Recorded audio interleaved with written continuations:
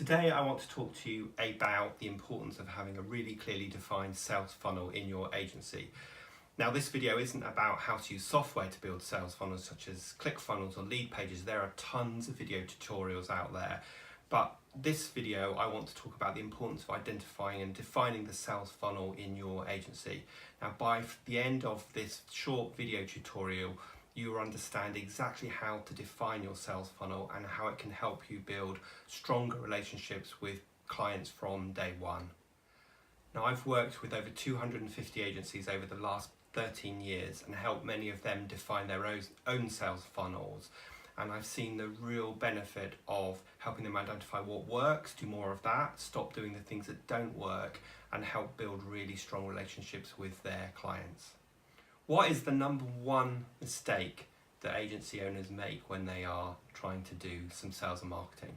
Well, often they'll think they can do one piece of marketing engagement or sales engagement with a target audience and that suddenly sales will drop out from that.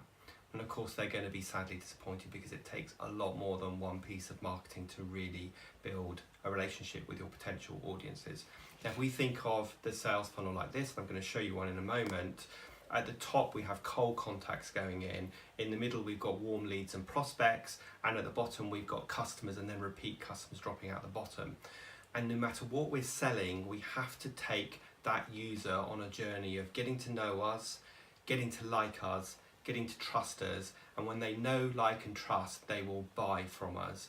So this is the thing that you need to be thinking about. What are your sales and marketing tactics to help build awareness, to get your target audience to know you, to build credibility and empathy with your audience so that you show them that you really understand their challenges and their problems, and then talk about how you can help them, and then show them how you've helped other clients such as them. So that's the like part. And then the trust bit is where you start engaging with them. You show them other work that you've done and you start talking to them about their specific challenges and how you can solve them. So we have to take our potential clients on this know, like, trust journey before they will ever buy. Now this is true whether we are selling a PPC program, a PR campaign, a website design, a cup of coffee, a bottle of washing up liquid. It doesn't matter what it is we're selling, we always have to take the user on that know, like, trust journey. So what are you doing in your agency to define this sales funnel? Let me move on to show you an example. Okay, so here we have the typical sales funnel. So what we have here is cold contacts going in at the top of the funnel and customers dropping out at the bottom of the funnel. And the kind of things that you're going to do looks like marketing activities at the top and sales activities at the bottom, and then kind of customer retention strategies beyond that to keep your customers. So let's look at it like this. So we have a cold contact going in at the top. Now this is someone who is a target customer for you, but probably doesn't know much about your agency yet. When you start doing some marketing to them, they become a lead because they are now receiving content from you. And then when they start engaging with you, they become a warm lead, and then we start prospecting. So we may be meeting them now, we may be writing a pitch or a proposal for them, and then they buy from us and they become a customer.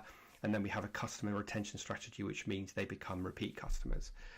And so the things that we're doing here is at the top, we are doing the know part. So that's building awareness. Once they know you, they can move to the next stage, which is the like part. And the like part is building empathy and building credibility. And we typically build credibility by doing some kind of education-based marketing, such as this video.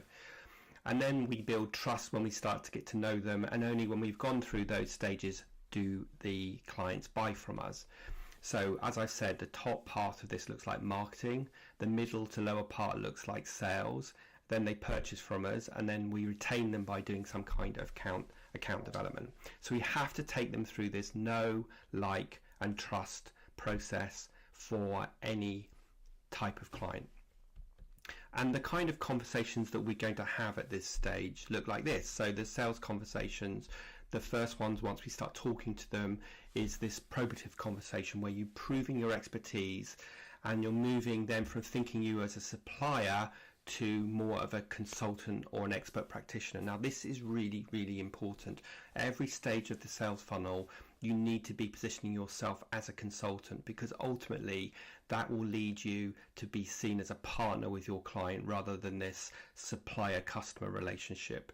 When you have a supplier-customer relationship with clients, they see you much more as a commodity, will probably try and get you to discount, and will probably move on from you to the next commoditized supplier in the future. So from the very first conversation, from the very first piece of marketing you do, you need to be positioning yourself as very consultative, so that that's how the client will see you, and they will see you as a valued partner.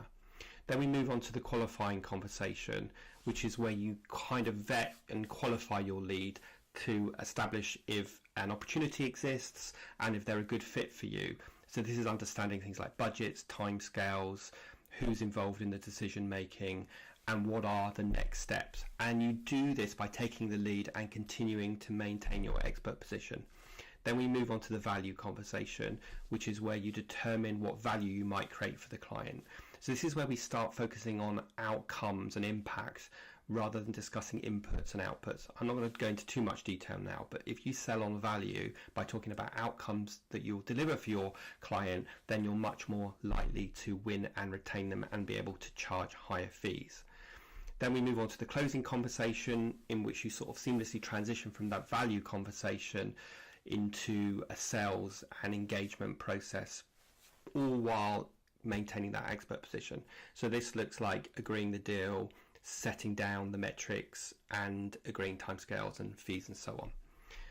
Okay, so that is a really quick walkthrough of the sales funnel, and the key learning I want you to take from this is that you must make sure that you take the user through this know, like and trust process, and all the while you maintain this consultative position with your potential client. Okay, so we're coming to the end of this short tutorial. I hope you found it useful. Now, in order for you to better understand how to build your sales funnel, and of course better understand your target customer, have a look in the notes below this video, and there are linked to 2 free ebooks. One of them is all about this subject in more detail, so that's turning contacts into repeat customers. It's a free download. And another is a free download on how to create your target customer avatar or customer persona, something that's really important to do if we want to understand what are the right sales and marketing tactics. If you've enjoyed this video, please like it below, and also please feel free to share it, and also click on the subscribe link so that you'll be the first to hear about future videos.